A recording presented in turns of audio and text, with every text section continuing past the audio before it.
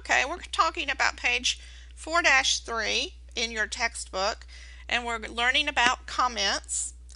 And I don't know if you're in the habit of reading the documents that you are using in this course, but they are full of very helpful information.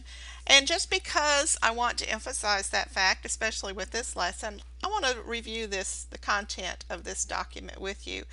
Comments is what the title is, and it does explain to you why people use comments and why Word created these tools for us to use. So it's talking about comments are being useful tools when a lot of different people are taking a document and critiquing that document and want to provide feedback to the person who initially composed it. Now, these people that are working on this document together can be on different ends of the planet. They don't have to be working at the same table in the same room. This is the age of doing all these things electronically, so if you're working with somebody in Tokyo, this is a great tool to know how to use. Comments are basically suggestions to be considered. The people that are working on the document just type up their comments over in the right-hand margin. Things to be considered for everybody on the team that's working on this document. Comments are not corrections. Comments include the name of the person who types it, the date or the time the comment was made, and if you have a picture in your Microsoft Office profile, then your picture will appear in the little icon to the left of your name as you finish up a comment. So this particular document is here so that we can learn how to view comments, how to edit comments, how to mark comments as done, how to delete comments. It's a short document. There are 4 things that you can do: how to create, how to view, how to edit, and how to get rid of the documents when they're done. Now, the computer or the software, excuse me, puts all of these lines in the document for you, and they are based upon where your mouse pointer happened to be at any given point in time. The document comments here, this is a single comment.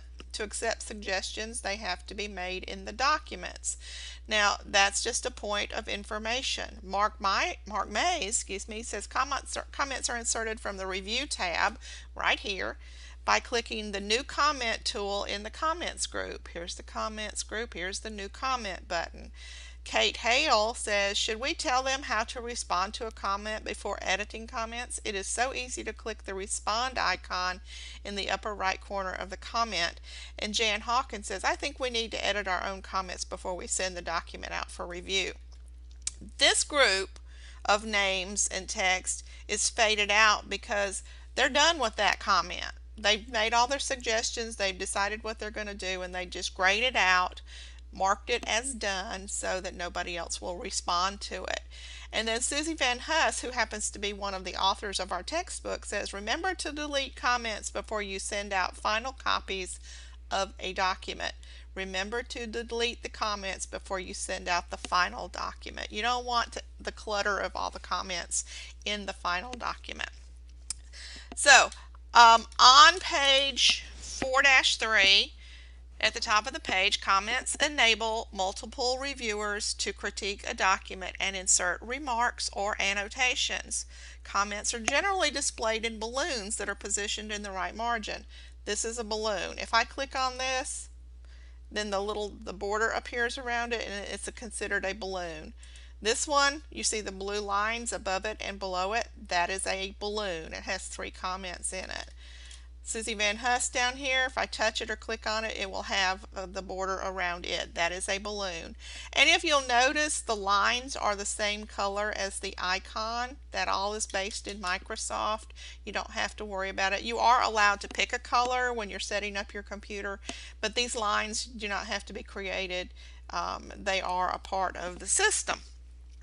All right, so let's go down to the comments drill 1.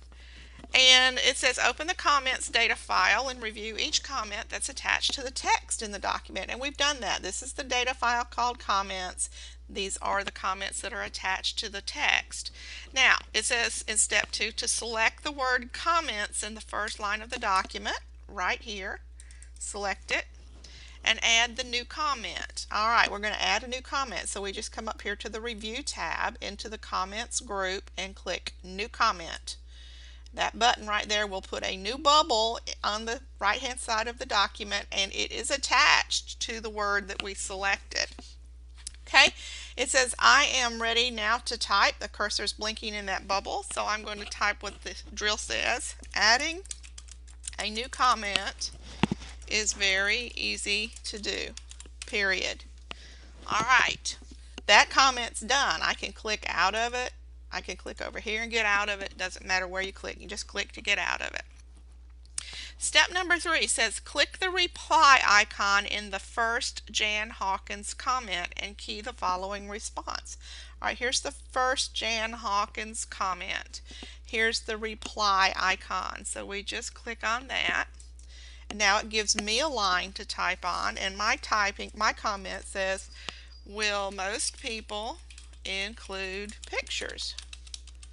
Alright, I click outside of it. Now there is my comment as a response to hers. Number 4, click in the comment attached to delete comments and read it, and then delete it.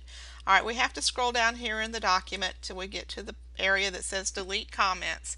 The comment that is attached to it is the one that's attached to the line that comes over here to Susie Van Huss's comment. It says click in the comment attached to that and read it. Alright, we did a minute ago. It says remember to delete comments before you send out final copies of a document. Now we can delete this in one of two ways. We can just click in it and hit the delete key. My favorite is just to right click it and then come up here and choose delete comment, and then it's gone. Now there is a star here, and it says in step number 5, use the previous command to navigate to the comment you added at the beginning of the document. Here's the previous command. So if we click it, it goes back one comment at a time. You'll see the mouse pointer jumping up to each new line of text. And then so we're going to go to the comment that we added at the beginning of the document, and here we are. The mouse pointer is, or the insertion point is blinking at the beginning of the comment. That comment is attached to the word comments, and now we need to mark it done. Now this is a little bit of a change from what you see in your book, because if you look at your book on page 4.3, it says to mark a comment done, right click the balloon containing the comment that you want to mark done. This is it, so we'll right click it. Then the pop-up menu appears and the book says click mark comment done. The comment is dimmed. Well, if you look at this, it does not say anything about marking the comment done. Microsoft changed the comment wording and it now says resolve comment. So click on resolve comment,